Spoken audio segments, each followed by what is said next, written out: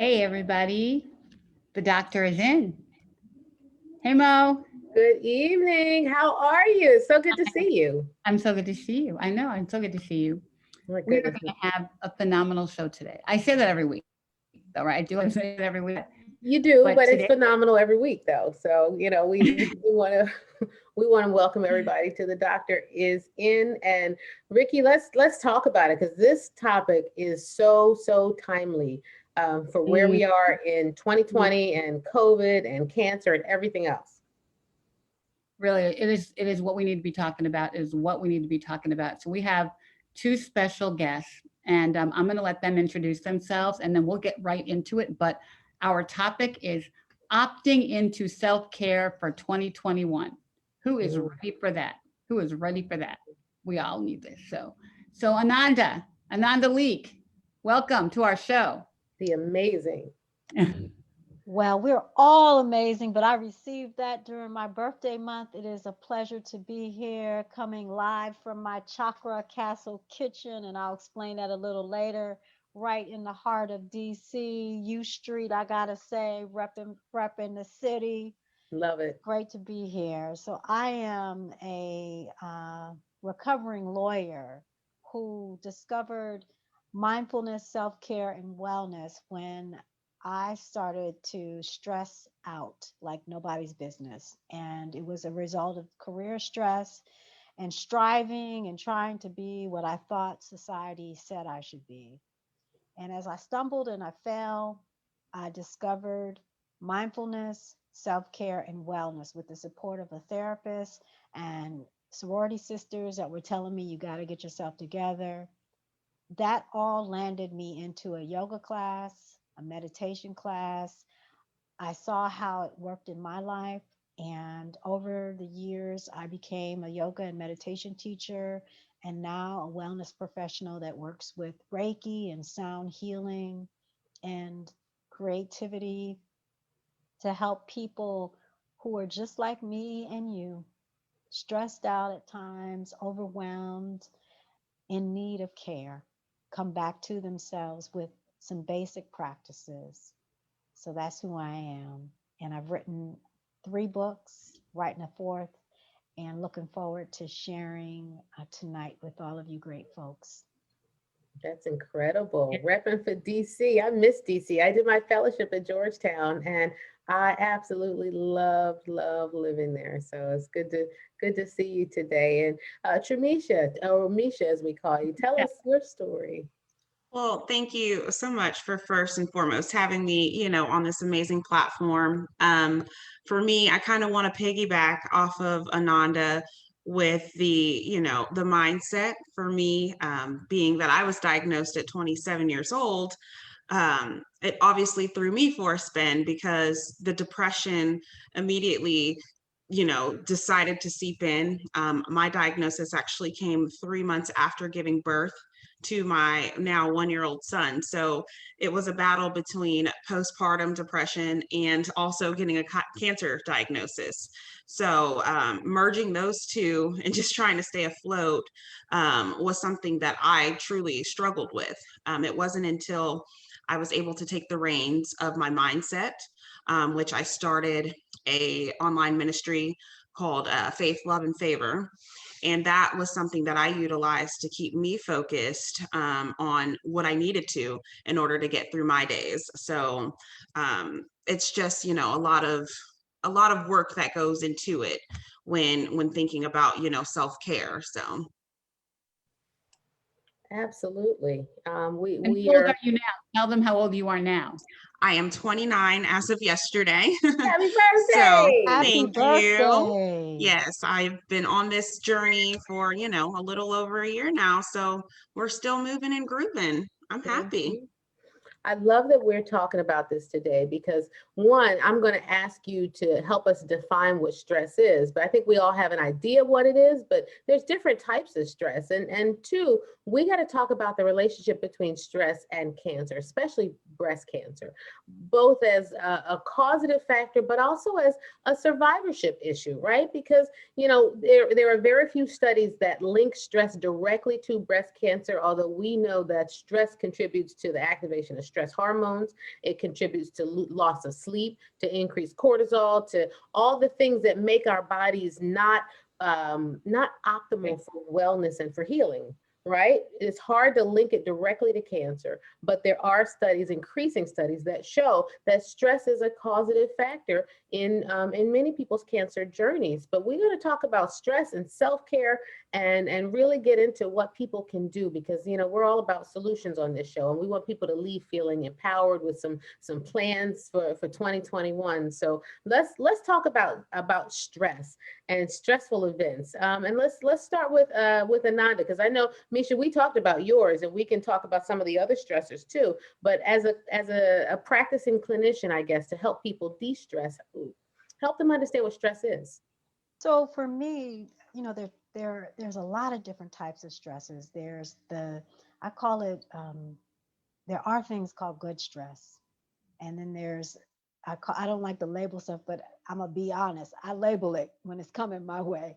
There's a good stress and a bad stress. The good stress is when it's temporary. It's something that's pushing our edges, that is causing us to realize we may not have the resources, we may not have the bandwidth, but that stress is temporary. And generally, when it occurs in my life, and I'm only speaking for myself, when it occurs in my life, when I'm able to settle in, I'm able to see that in many ways, it's a blessing, because it's pushing me to another place.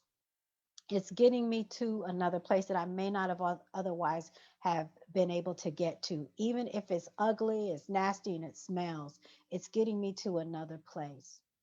The bad type of stress is when we recognize that we don't have the resources, we don't have the time, we don't have the bandwidth, and we don't see a way out, and it is over a longer period of time, and it is chronic, is continuous, and it impacts us: spirit, mind, heart, body, breath, life, all aspects. Everywhere we turn, it's there, it's waiting for us. It's like it's no escape. And if we try to turn the volume down, it may only sit for a minute, but then it goes up 10 more notches. It really, really, really is underneath our skin. It's living in our house. It's taking up residence, and it ain't leaving anytime soon. Sounds like cancer. I was just going to say, Misha, talk to us about chronic stress. Right. Yes, chronic stress. I mean, you're talking about having two babies, 3 and 1 years old, having to deal with different doctors, being that I'm so young, the misconception is pretty much, oh, you're young, you can handle this. So it's the stress of trying to get a doctor that actually hears your concern and wants to help you get past, the things that you're going through. So I mean, it's an overflow of things that are just, it's all encompassing with, a cancer diagnosis. So I just, I have to go through my process of making sure I'm in connection with the right groups, the right doctors, the right people, essentially, just to make sure that, I can keep that chronic stress, at a tolerable level. So. How did you go about finding some of those people? I know when we talk to young folks with cancer, especially in their 20s, many of the support groups are women who are in their 40s, 50s, 60s, 80s, octogenarians, and they're not finding great places for that. And many young people are not necessarily believed when they have this diagnosis, because people who are too young for screening didn't find it incidentally on a mammogram, right? They felt a lump, they had a skin change, they had something going on that clued them in, right? So talk to us a little bit about that. Yes. So it was interesting actually that you mentioned that they're not believed. For me, my lump was actually discovered during my pregnancy. It was written off as a clogged milk duct. Of course, being at the age of, I believe it was 26 then, you're not eligible for a mammogram. They're not going to screen you for a mammogram. So when I was talking with my doctor and letting him know that I felt this lump, we were treating it as a clogged milk duct. So we were doing heat compressions and standing under the shower, with the anticipation that this lump would, dissipate. The milk would start to flow. So it wasn't until, like I said, 3 months after I gave birth, when this lump now has transformed into stage 4 metastatic breast cancer. So now we've gone from stage 0 at the time when I felt it to, okay, now I'm dealing with it in the liver, in the bones, in the lymph nodes, so I was very picky immediately right off the bat with my care team, because I didn't want someone who was going to just bypass my concerns. So speaking with a doctor, locally, she was the one who was able to get the ball rolling for me to find, a good cancer center, and we started the process that way. So it was definitely a common thing to just not be heard or believed, essentially, with my age. Truly, it's the truth thing. What a badass, right? What she's dealing with. Ooh, so Ananda, how do we cope? Like, how does she cope? Like, what can we, we were talking before the show started about breathing, and you were talking about, just how that's breathing just gets you through the day. But can you give us some tools to help, help us cope? Yes. And I so want to know about the importance of breath too. Like why is breathing so important? I'm going to get to that, but I think first what we need to do is really break down what does self-care mean? And there's so many definitions that are floating out there, and everybody has their own definition. The definition that we work with at the Thriving Mindfully Academy, which I launched during COVID to support folks just like us navigate life on top of anything that's amplified by COVID-19. What we say is that self care is the act of nurturing your spirit, your heart, your mind, your body, your breath, and your life in uplifting ways. Now, the breath.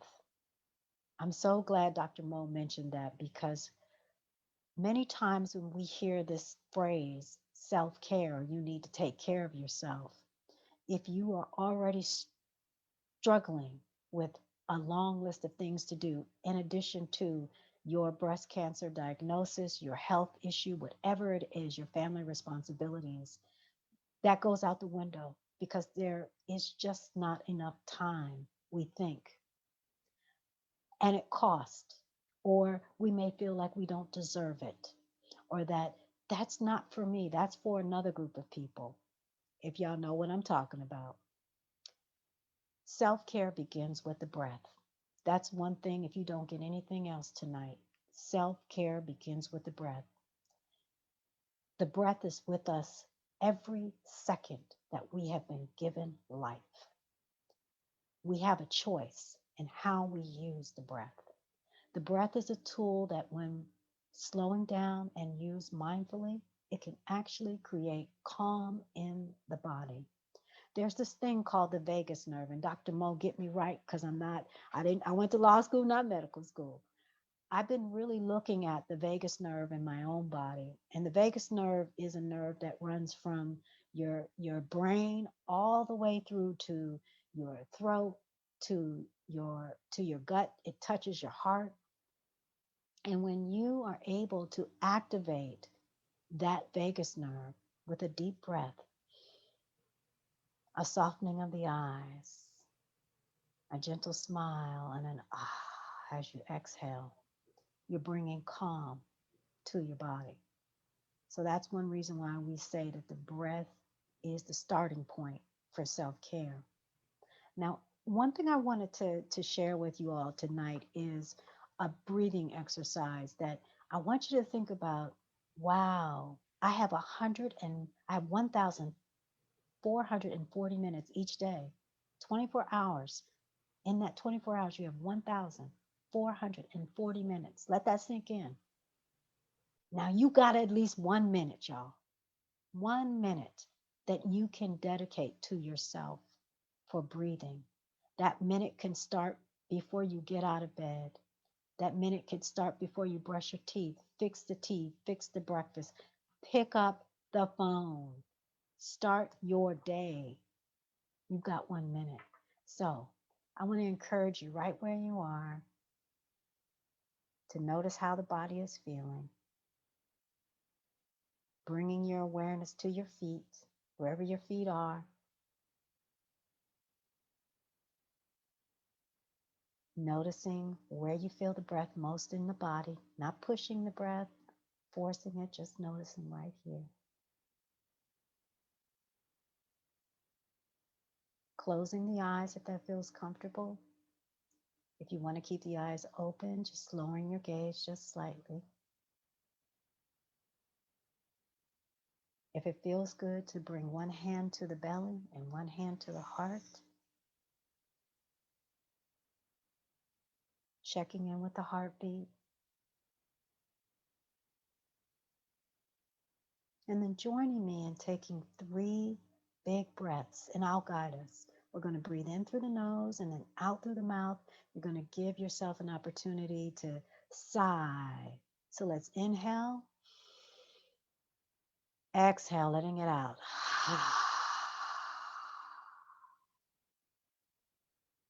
Next breath, we're going to inhale, holding that breath, softening your eyes. And then as you exhale, giving yourself a soft smile.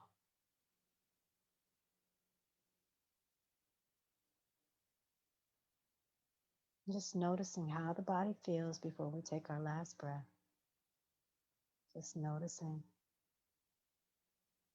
And then taking the next breath in deeply. Exhaling nice and loud and wide.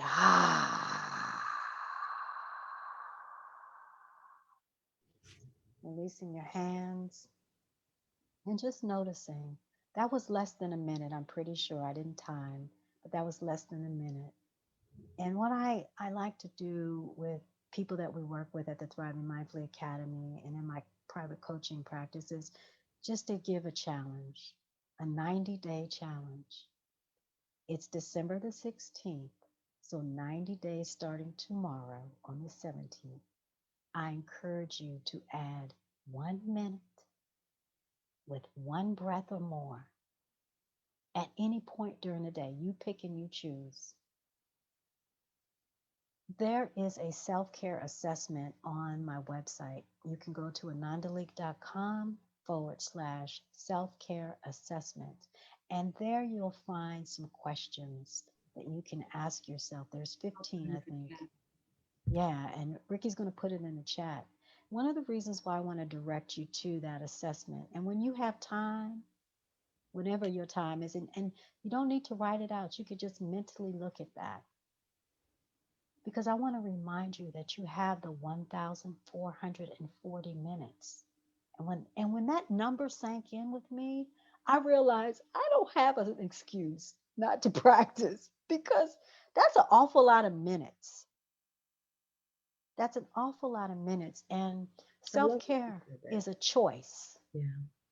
And it only takes a minute. Only Say takes a that minute. again. Say that again. Self-care is a Yes. choice. This is the church of self-care, y'all. So we can amen and hallelujah all we need to. It is a choice. And that choice begins with you. When you invest in your self-care, you are able to show up fully for your family, for your clients, for your colleagues, for your community, for whomever.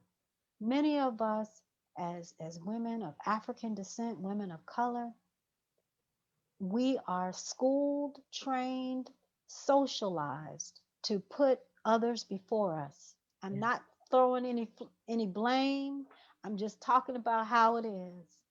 And it takes us sometimes 55 years or more to wake up to see, hey, I can take a minute and invest in myself. But it really is your superpower because it allows you to be the best you. I think this is so timely because, you know, you see a lot of memes and social media posts and things about self-care that look like, eat the cake. It looks like take a bubble bath. It looks like Mhm. some things that are more things than and physical, tangible things. But what you just said was free and Mhm. available every second of every day. Mhm. And it's such a powerful thing that anybody can do and have access to at any time. And that's what I think I love about it the most, is that we always feel like, it's beyond our reach, it's beyond our budget, it's beyond our whatever the case may be. But this, the just the breath alone is something that we have access to. But maybe talk a little bit about some of the other things that some of the tough love things that self-care maybe needs to look like. So I have this inner critic. Her name is Broomhilda. She now has a nickname called Broomy, and she likes to judge the I don't know, you know what, out of me. And during this time that many of us have been sheltered in place at home, boy, has she come out. And one of the things that I have been beating myself up about with her support is how I've kept my home. You see my kitchen area has the flowers and everything on it, but to be really transparent, there are stacks of stuff sitting on the kitchen counter. There's some things sitting on the floor uh, because I have just stacked up. And one of the things that I have been doing is giving myself a little space in between that that judgment and really thanking my critic, my inner critic, for highlighting something that needs to be taken care of. And so this is where the intention comes in. And this is some tough love kind of stuff. The intention, my intention is to live in a clean, organized, and decluttered home. That intention has not been met fully in every single room of my one bedroom apartment. And to be real with myself, I had to ask, why are you not meeting this intention? And it wasn't something that I could write out. So I sat with it in my body. And this is something that, in our minds take us out of the present moment. But when we get in touch with our body, we are in the present moment. So I've been asking myself this for like 6 months, this question about what is it? And to be really transparent, it was, do I feel worthy enough to keep my home in this clean, organized, and decluttered manner when I know no one's coming in? You know, when I know that I don't have family or friends or anyone, stopping by. Do I value myself? Do I love myself enough to do that? And that was a hard thing because the bathroom is clean, the kitchen pretty much stays clean. The bedroom has been like a jungle on so many different days. The living room area slash office slash yoga studio, there's pockets of it that are cray cray and calling out my name. There's some dust bunnies on the side in the hallway that I bought all of the materials, to get it done. But it was sitting with that and actually crying in meditation, mourning that I've been grieving during this time. And my grieving has manifested in dust bunnies and some other stuff. And being very real about COVID-19 kicked your behind, sister. And Yeah. what are we going to do? And so I have a commitment that I have made with myself to do one thing during my birthday month every day, to even if it's restacking a stack. I've restacked a stack, but one thing to live that intention of a clean and organized and decluttered home. And also, too, to get accountability. And that's that tough love piece. Because, see, now I'm on, and everybody's going to say, well, Nanda, did you ever clean your home? So that's a form of accountability. But I also have an accountability partner, my brother, Miko. Shout out to my brother, Miko of Mindful Techie. And this is something that I've been working with, and to know that every 2 weeks when we meet, that's going to be something that comes up. You know, that is going to be something that comes up. Um, and he will hold me accountable. I also have a family Zoom party coming up for the holidays, and in order for them to see my decorations, guess what? It's got to be straight up in here. So that's a part of it. But it's not just doing it for a family, it's doing it for myself and knowing that I'm worthy of it. But also, I took the time to sit with my stuff to find out what is behind this, because stuff just doesn't happen. And I'm not a therapist, I'm just going on what my therapist suggested that I do. Um, but yeah, it's that's that intention, that's that piece, and it's getting into the body. So I want to take us through an exercise that is going to allow us to sit with our body, not so much to get you to bring up something dark and and that's hidden, but just so that you get in touch with the body. If you're seated and your body feels like it, only if it feels like it. If you're seated in a chair, I want you to come to the edge of your chair so that you have a nice long strong spine if you can. If you can't, don't worry about it. Don't press yourself. If you want to lay down, that's fine. Allow the body to rest on the surface. If you want to stand up, that's even great. Go ahead and stand. Check in with yourself and notice how you feel from your feet all the way up to the crown of your head. And if you need to create space in between your legs so that you feel rooted. And then I want to invite everybody to just take a deep breath in and then out, checking in with your shoulders, noticing if you need to bring the shoulders up to your ears, rolling them back so that you checking in with your neck. We got Misha checking in with the neck. We got Dr. Mo checking in with the side, doing whatever form of stretches that you need to do. The yoga teacher in me is not going to turn this into a yoga class because it could easily go that way. But just All right. noticing, It's all right. We need it today. just noticing. Don't you just then- love her voice? I like it.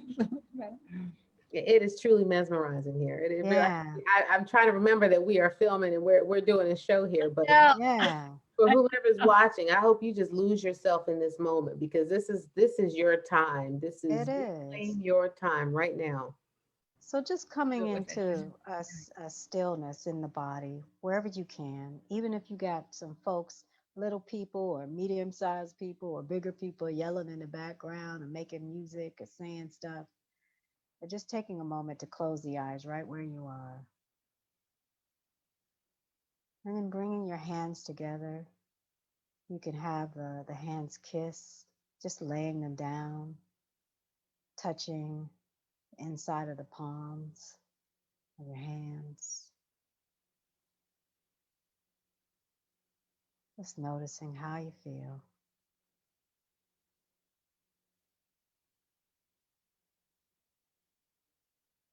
There's something about touching your hands or touching another part of your body if you're laying on a hands on the belly. That's where my hands are now. But just touching. As soon as you connect with the body, you're in the present moment. Because the body is not in the future, it's not in the past, it's right here. So it's just grounding yourself, being with yourself in that present moment.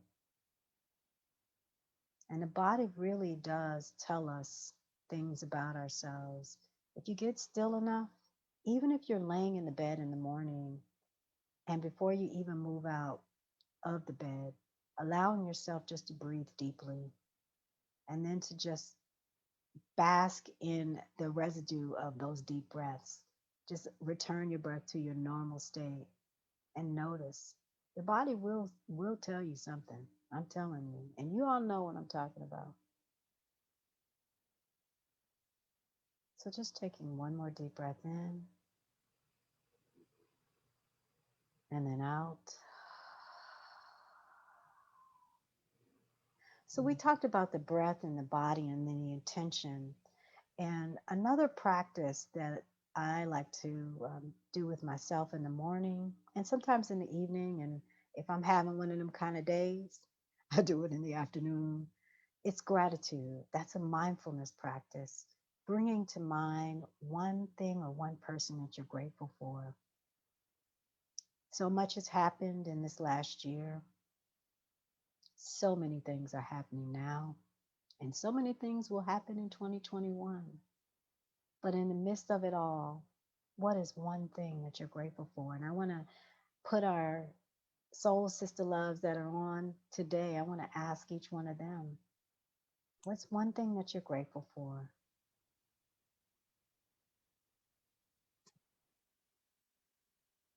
Anybody?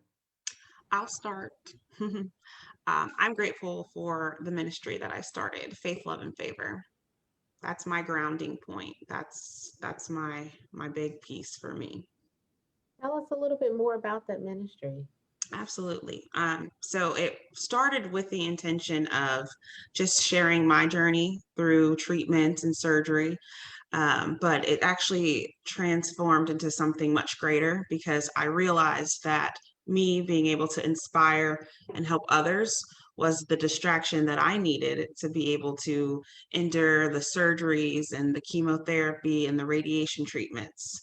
I talk a lot about, mental space and health throughout that ministry. I've even gone, to raising money for patients or members of my ministry, I'm sorry, to see a therapist because therapy for me was huge. I started that immediately because you need that outlet. I also intertwined, that with organic, holistic nutrition because there's this stigma that comes with cancer treatment as well that just because you're doing the medicines that the doctors are prescribing you that you can also take a holistic approach to it. But I realized that a healthy gut is actually a huge factor in just having a clear mind. So through my ministry, I'm giving daily devotionals and encouragement, seeking to raise money for people to see therapists when needed. We're covering the basis of just about anything, hardships, the motivation that people need. It's also my motivation. So it's been huge for me. And I've gotten such positive feedback from people that it just fuels me to continue to grow with that ministry. So, I'm just super proud and grateful for that. Wow, that's incredible. I'll go next. I'm grateful for this show because as a caregiver, as a healthcare provider, I get to hide behind the care of others. And I say that because it's true, listening to you talk about some of the things that you needed to address in your life that are staring you in the face. I'll make several courses of meals for people coming over, and I'll have a can of tuna and crackers for myself.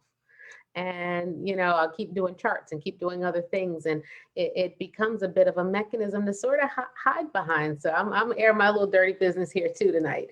But self-care for me looks a little bit more like making the good meal and the nice meal for myself, and taking that time and really sewing into myself a little bit more versus hiding behind the fact that I'm busy and I have to do it for others. I have to care for others. I have surgeries. I have, there will always be those things. But if I don't fill my own cup first, I'm not going to be much service to anyone else. And so this is a good hard stop in the road for me to look at some of my own daily practices. I have a therapist, and I try to breathe when I remember to breathe, but there are days when I barely have a chance to use the restroom or hydrate myself, and I need to create some space for the care of myself, even as I'm caring for others, and not hide behind the busyness. So thank you for this opportunity. Oh, what am I grateful for? I have, my list is so long, but I am I'm grateful to be doing the work that I really want to do. I feel like I'm living my best life trying to help my breasties, and I'm grateful for my family that gives me support to do this work, and really every part of everyone that's helping me do this work. I'm so grateful that we've been able to get Touch off the ground and come so far in just 6 months. It's pretty, I'm just blessed, so blessed. And so I'm so grateful that we can reach out and be a resource for people and be helpful and give hugs and love and information and help people deal with this disease and hope getting towards eradicating it. So I really feel like I'm living my dream to do this work. So I'm very grateful for that. Thank you for letting us talk about that, Ananda. This is like, whew, I can't even remember the last time I breathed. Is that the the past tense of the verb? Because I haven't. I really have to focus on it. And I live at the beach, and I walk on the beach every day. That's sort of my breathing time. But I have to like force myself to do it, because we don't. We're all these super women of the world trying to take care of everybody, and we're last on the list. And we have to know. I always say my piece is non-negotiable, but I don't always do it for myself. I have to find it because we can easily consume ourselves with busy. We all can. I want to talk about reprogramming our self-talk, and I know you touched on it earlier, but Misha, I want you to weigh in too, because I think that when we don't say sweet things to ourselves, when we don't program ourselves on purpose to say great things, our default is to maybe say negative things and pick ourselves apart. And I want to talk about that, one, as a cancer patient and through that cancer journey. So Ricky and Misha chime in on that. But then in general, how do we start to stop some of those things as a component of self-care? So for me, it's very common for me to try to pick myself apart and say negative things just in the mothering aspect, because throughout the treatment, and even as a wife, the medications, the things that you're having to do, you're wiped out, you're tired, so maybe when my 3-year-old is running excited at me to tell me what he's done in school, my attention's just not there. I'm just tired and I feel awful about that. And so I often have to remind myself that the process that I'm going through it's temporary. Um, I am a good mom because I still work really hard to create magic for them, even when, I'm extremely tired. The same with, my marriage and my husband. We don't really know what dating is anymore at this point. When we got married, 2 years ago, we were kind of thrusted into this whole cancer journey to begin with. So he went from like the newlywed stage to kind of like a caretaker certain times of, this process. And that's been something that I negatively would talk to myself about, and think about ways, well, how can I make this moment special for him? But I have to sit back and take a deep breath. I really do. And give myself credit because, I'm fighting to be here.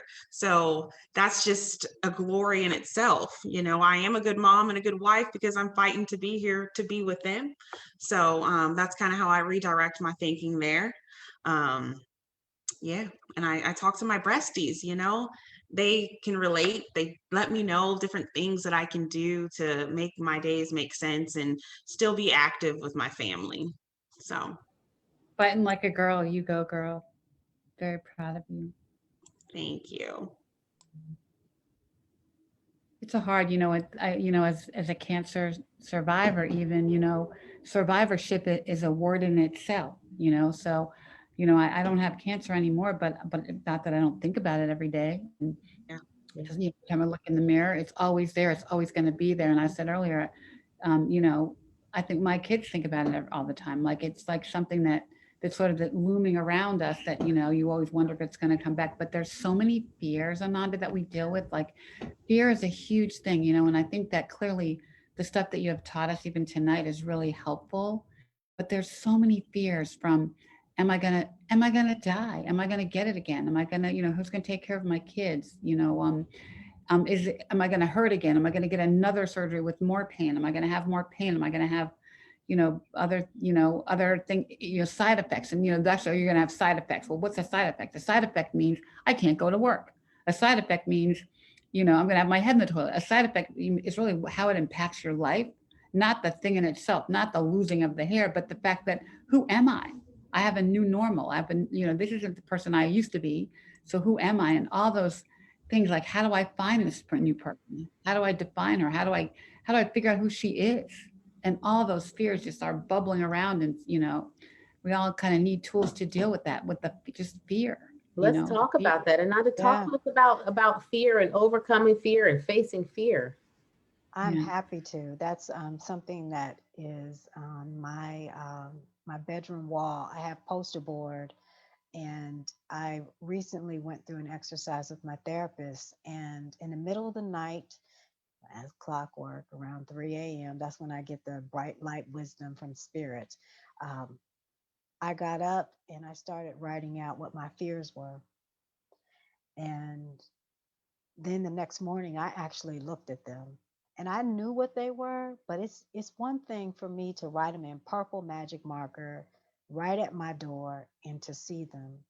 And I started this process of working towards getting to this place with the practice of loving kindness, because there was some stuff that was happening with me earlier in the year that I was glazing over. I'm a donut glazer. I can glaze over a situation and it could be rainbows and unicorns up in here and everything is wonderful. You see the bright colors, like it's on purpose.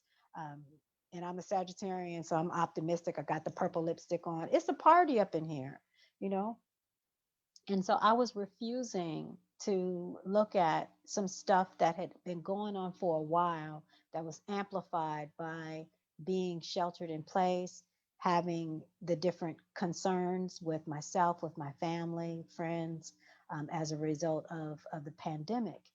And it was through this practice of loving kindness, which is the act of befriending yourself in gentle and non judgmental ways. And for me, it meant I needed to start looking at what am I afraid of and actually calling it out. Calling it out. And for me as a writer, calling it out is through mindful journaling. The poster board on my wall is part of my mindful journaling exercise. It's me calling it out as I'm crying when the fear comes out and saying, after I get to a place, because we all get to a place where you're able to come to a speaking voice, even if it's a shouting voice, and say, what is this fear? What is it really? Because there's something big trying to come through. And that's not me. That's Reverend Michael Bernard Beckwith that I listen to. Whenever you get riled up about something. This is me talking to myself. Something big is seeking to come through. So, my next question is, what is seeking to emerge within me? What good am I missing here? Because it wouldn't be terrifying you if it wasn't something good underneath it.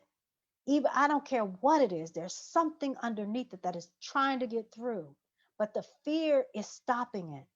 And then what are my next best steps? And not expecting a roadmap or anything to come, but just voicing that and giving myself the space to fall apart, to get snotty nosed, to whatever it is, to look whatever way I look, to feel whatever I feel. Instead of putting on a cape, my Super Ananda cape, acting like I got it all together, like it looks like on my website, or like right now, or whenever I show up, and just being real, real. It's being the real me, being the real you, but it starts with loving kindness. And I want to walk us through a very short exercise. It's a loving kindness meditation, and it's a small piece of it. You can go to Google and write in loving kindness meditation and find out about it. Or you can go to my website and look for the loving kindness meditation on the podcast. Here's what I want us to do. Take a moment, touch your heart, close the eyes if it feels good. I want to invite us all to take 3 big breaths and I'll guide us. Big breath in through the nose. Big breath out. Another big breath in. And then out.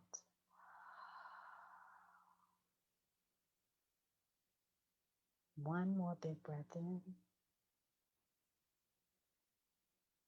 And then out. Now I want to invite you to do one of two things. It may not be easy for you to send loving kindness to yourself. So if you're not able to send it to yourself, I want you to bring to mind one loved one that you can send loving kindness to. If you can do yourself, focus in on yourself. So I want to invite you to listen to this loving kindness statement and then repeat it to yourself, either with you in mind or a loved one. May I be peaceful, happy, safe, and well. May I be peaceful, happy, safe, and well. Big breath. May I be in. peaceful, happy, safe, and well. May I be peaceful, happy, safe, and well. Big breath in. And then out. So that's just a mini exercise. But the Wow. power of our words and reprogramming ourselves, that's another form of self-care through affirmations. You can't help but smile saying that. After you Yes. finish, you just feel I good. know, it Yes. just feels really like I gave myself a hug. Doesn't that feel good? Which brings me to another self-care practice, because I know we have just a little bit of time.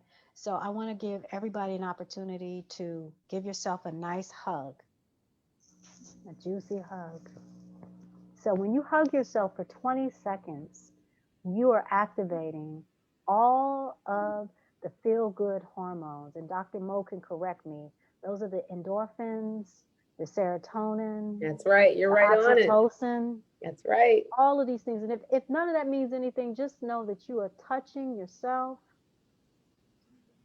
4 hugs a day is just for survival. 8 hugs a day is maintenance. 12 hugs a day is growth. And that's from a family therapist. I can't remember her name, but if you go to anandalik.com/hug, you can take the self-care, self-hug challenge, and you'll learn more about the power of hug. But what I have found, especially during COVID, because I'm a hugger, when I read this about Oh, yeah. hugs, I was like, where the hell have I been? Excuse my French. I was like, it's like October and I'm just discovering the power of a hug. And I was like, well, shoot, if I had the hug in May, I would have Listen, I hug my patients, each and every one of them. Mhm. One, and they think it's for them. And partly it is, but Mhm. partly it's for me. I got to get my 12 hugs in, and I can't hug my patients during COVID. And it might have been from your website that I actually learned this, now that I think about it. But I tell my patients I got to get my hugs in, and you don't realize that so many people go through their day and they go through their lives and they are not touched, especially cancer patients, for lots of different reasons. Sometimes they're single and they don't have anyone to hug them, and they have pets, and hopefully they hug their pets. Maybe they don't have pets. Maybe they are widowed. I see a lot of patients who their spouses have passed on, or maybe they just don't feel good in their bodies and they don't know how to access touch with their partners. And so just the act of walking in that exam room and saying, how you doing? I haven't seen you in a few months, and giving a hug to those patients is like everything. And you watch their whole disposition change. And sometimes they're being strong and they'll just start crying. Before surgeries, I will rub my patients' feet. And I'll put on some gloves because I can't really, COVID and all. But even now, before surgery, I'll stand at the foot of the bed and I just kind of start massaging the feet. And they say, oh, what are you doing? That feels really good. And I said, well, if this whole surgery thing doesn't work out, I figure I might have a second career, maybe doing some massage therapy. But it's because they change. Everything changes the minute you touch somebody. Yeah. The healing starts the minute we touch. Yeah. And I'm ready for COVID to be over. I will take that vaccine in my eyeball so that I can hug my patients again, because Mhm. we need that touch. Yeah. Well, you And know, you that's can, my name, right? That's why I got my name. oh, really? Because, you know, my foundation's Touch, the Black Breast Mm-hmm. Cancer Alliance. Mm-hmm. Touching Televised people is touches. so That's important. right. Mhm. It's so important to just touch somebody, even if you just hold their hand, or, you know, it's funny, this is a terrible story, but, you know, I used to work at Coke, and it was this very white, Southern, aggressive male environment, you know, and I was like the only Black woman, the only woman in the room half the time. And when I really wanted something done and wanted to get, you know, I was surrounded by men, white men all the time. When I really wanted to get something done, I would touch somebody on the shoulder.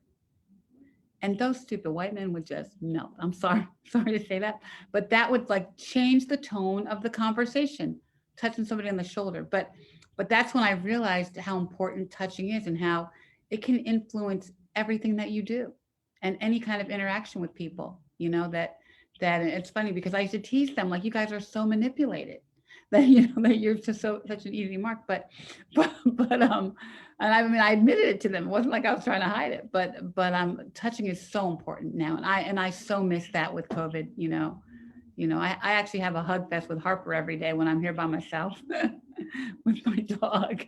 Just because it's so important. She needs it too. But thank you for that. Mm. You're welcome. Wow, lots of things to be enlightened.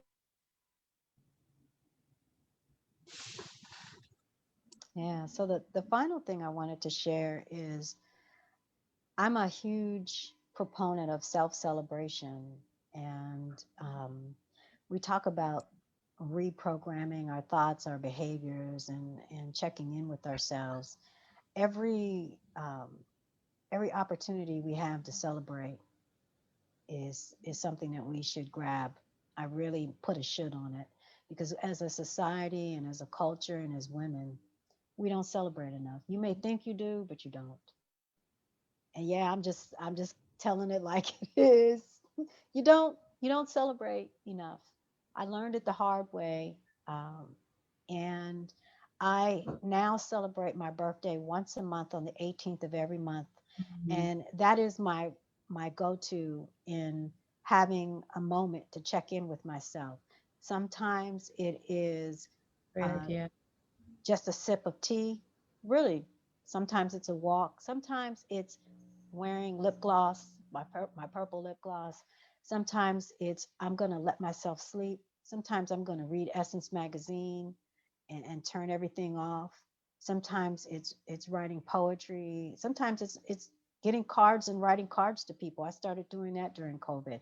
Other times it could be just a moment of prayer, um, listening to music, you name it. There's a whole list of self-care things that you can do on my website, anandaleek.com/self-care, if you're in need of ideas. But I want to encourage us all to um, take take time, whether it's monthly or on Saturday. We have a thing called Savor Your Life Saturday, where you are invited to check in with yourself, to look at your small, medium, and big wins. Sometimes we think we have to graduate in order to celebrate. Sometimes we think we have to have purchased a new something, whatever it is, or met some kind of massive goal in our lives.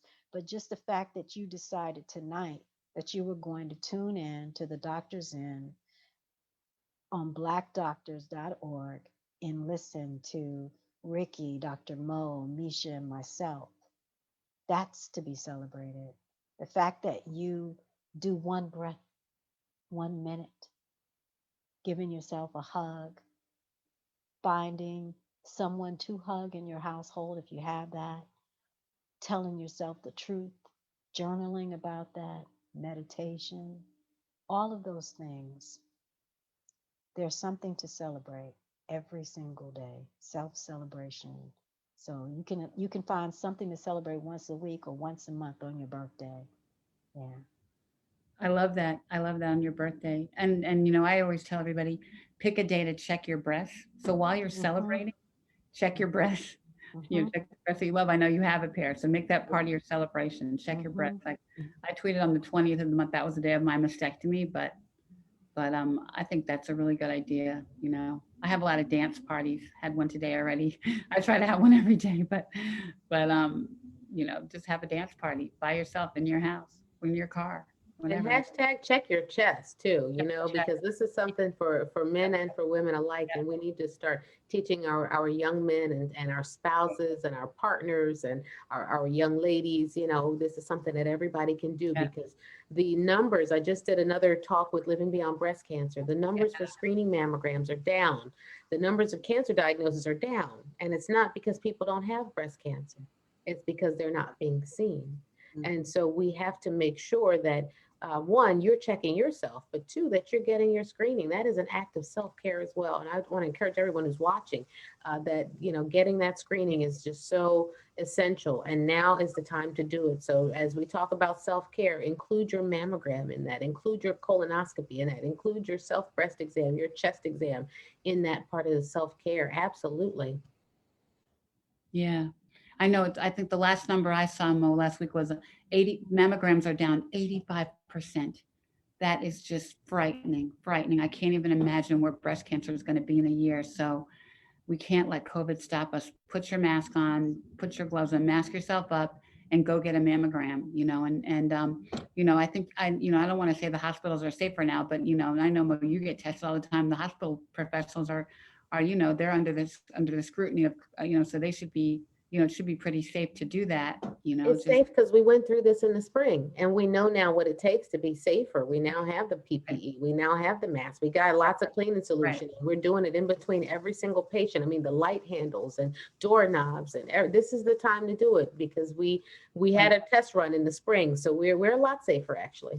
Right, that's good. So get your mammograms. You got to. I mean, and even don't hesitate going to treatment. If you need to go to treatment, you need to go to treatment. Don't stop because of COVID. Don't be afraid, you know. Do one, you know, do a breathing exercise to get rid of that fear, right, Ananda? So that you can, you know, take care of yourself and do what you have to do. yeah. Wow. What a show we had today, huh? We learned so much. Incredible. Yeah. Misha, I That's would great. like for you to chime in on how people can reach you and how they can support you and what's coming up next for you. What's 2021 looking like for you? What are you excited about for next year? Absolutely. So, first and foremost, if anyone's interested in getting to know me and kind of my story and what I'm working on, you can find me on Facebook. It's Misha Smith. I don't know if there's somewhere to drop that into like the comments or something, but I'll try to attach a link. In my ministry, it's Faith, Love, and Favor, but it's Faith, you know, plus sign love, plus sign favor. I'll also drop that somewhere so that they can reach that page. But you know, for 2021, my plans are to just continue to grow that ministry, continue to pour into others so that they can, you know, also pour into me because that's just what I need to be able to cope with my disease. I'm continuing with my, you know, holistic products and maintaining a healthy lifestyle because that's something that I find to be the most imperative component of my mindset. And, you know, I'm a patient advocate. So I'm here to help anyone, you know, any of my breasties with questions that they may have, concerns, you know, I'm here for all of that. So I'm on Instagram as well. It's faith_love_favor. So once I figure out how to drop all that info in, I would love to, you know, get some feedback and join my little ministry and, you know, just grow together. So I'm so happy that you guys had me on the show tonight. I just can't thank you enough. Great. You have to come back. You have to come back. And Ananda, you gave, Absolutely. and I put all your links in the chat, and I'll try. We can do the same thing for you, Misha. Okay. I'm typing it in as we talk. Okay. All right, Ms. Lee, tell us what's going on for 2021. You got a lot of stuff going on and we need to hear So- about it and we want to Yeah, get so tuned in, tapped in and turned on to it. all right, I want y'all to be all of that. So before we even close out 2020, I want to invite your audience and anybody who watches this to a couple of things. Every Monday from 7 to 7:30 p.m. Eastern Standard Time, I launched and continue to lead the Thriving Mindfully Academy's Mindful Monday Meditation. And so stop by. You can get the information at anandaleak.com/media. It's right there at the top of the page. It is a great community. We're keeping the class to 30 minutes because we recognize folks have been on Zoom for many hours. And just stop by if you feel inclined to. We're there every single Monday until. And then if you want to go deeper and you want to look at how you can practice self-care and you need support, I want to invite you to participate in the Come Home to Yourself retreat, which is offered on Sunday, December 20th, as well as December 27th. It's just two options from 2 to 4:30 p.m. You can get that information by going to anandaleak.com/media. You can find me on all the social media platforms at Ananda Leak. Hit me up. I wanted to thank everybody for tuning in, and I want to thank Ricky, Dr. Mo, and Misha for having me here and co-creating this space together tonight. I want to dedicate this time to the memory of my grandmothers, Dorothy Mae Johnson Garton, who lived with breast cancer from a couple of years in her late 90s, and then my grandmother, Frederica Stanley Roberts Leak, who was diagnosed with breast cancer at 75 and lived for a little longer than that, and raised hell, and really was the inspiration for me to get involved with a wonderful organization called Smith Center for Healing in the Arts as an artist in residence, working with people living with cancer and other illnesses at Howard University Hospital and Walter Reed National Military Medical Center. I don't do that work any longer, but that time, those 18 years, really gave me an insight into what it's like to be a part of someone's life and a part of their care team. And so everybody that is out there that's living with it, that's supporting folks with it, just know that we're sending you love and light, and that, hey, hug yourself, breathe, take good care of yourself. That's great. The Absolutely. Smith Center team is going to come on the show in January, so we're Oh, excited that's exciting. All to have right. them. All I right. have something really cool to show you guys. So see this box? Can you see it? Yes. So I was gifted 150 of these boxes to give away to metastatic breasties. And it has some really cool information about living with cancer, some tea, some markers, a coloring book, a bunch of stuff, and we have 150 to give away. I Wow. put the link in the comments, so if you just go to that link, they will send you a gift. Or tag So somebody in this show. that's Absolutely. if you know Feel anybody free. who's metastatic, we have a lot of gifts to give away, and it's such a great blessing. They called me and said we want to give gifts, so we'll take the gifts. So it's for our metastatic breasties. So thanks you all for coming. Thanks for Yeah. watching. Thanks for being with us. Yeah, Thanks. I just want to chime in and say, of course, you can follow Ricky on touchbbc.org. You can follow her on Facebook, on Touch page, on Instagram, on the LinkedIn, the Twitter, all the social media. Yeah. Myself at Dr. Monique Gary on all social media outlets. Happy to reach out to breasties. If you have questions, concerns, if you need a physician, if you need somebody to just listen to and talk you off the ledge and explain what your doctor didn't explain.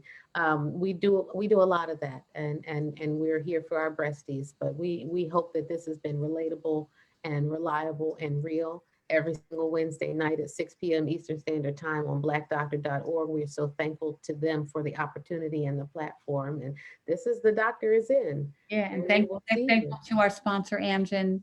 Thank you. Always. Thankful to everything everybody does for us. So we're always here. Call us. Phone's always with me. And take care. Be good to yourself. Be Be good. loving and be gentle with yourself through the rest of the year and into 2021. And don't forget to breathe, right? Breathe, breathe, breathe, Breathe. breathe. Thank you. Rest love. Thank you. Good Rest Thank night. you of love so to all of much. you. Thank you so much, you guys. Resty love. We'll see you next week. Bye. Bye.